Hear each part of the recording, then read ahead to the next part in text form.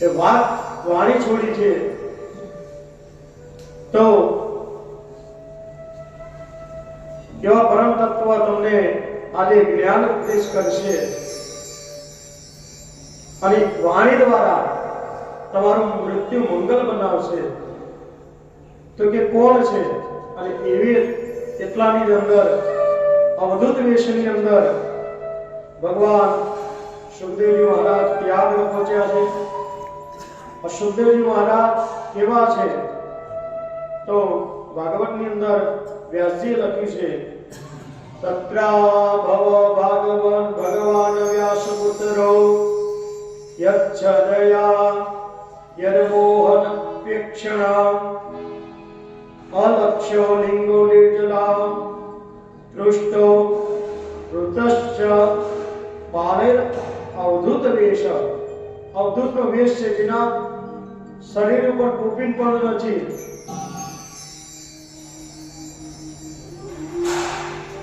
અને એવા અવધૂત વેશની અંદર જેની અંદર સ્ત્રી પુરુષ એવો કોઈ ભેદ નથી અને એવા અવધૂત મહારાજના સ્વરૂપની અંદર સુખદેવજી મહારાજ ત્યાં આગળ પધાર્યા તો પરીક્ષિત ઉભા થઈને એમને નમસ્કાર કરીએ. બોલે સુખદેવજી મહારાજની જય. સુખદેવજી મહારાજે પદ્માસન લગાવ્યું અને પરીક્ષિતને કહ્યું કે મને આવી રીતના શ્રાપ પ્રાપ્ત થયું છે તો મારું મૃત્યુ મંગલ કેવી રીતના બને? તો કે 7મા દિવસે મને તક્ષક નામનો નાગ કરાવવાનો છે.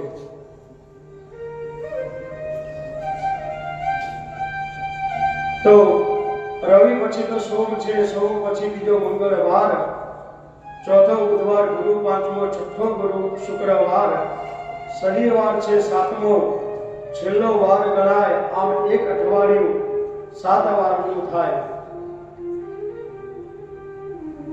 આની અંદર પણ એવું બતાવ્યું છે 7 વારોની અંદર પણ કે પહેલા નંબરની અંદર બતાવ્યું છે સૂર્ય, કારણ કે ઓજસ પ્રકાશ કોણ પ્રાપ્ત કરી શકે? નારાયણ. અને ઓજસ વગર કોઈનું કલ્યાણ થતું નથી. ધરતી છે બધું છે પણ પ્રકાશ ના થાય તો અન્ય ઉગી શકતું નથી. એ પહેલા નંબરની અંદર બતાવે છે સૂર્યનારાયણ, બીજા નંબરની અંદર ચંદ્ર, શશી કહેતા કે જેની અંદર શીતળતા છે. સૂર્ય એ આત્માના કારક છે. જગત સુખસ્ય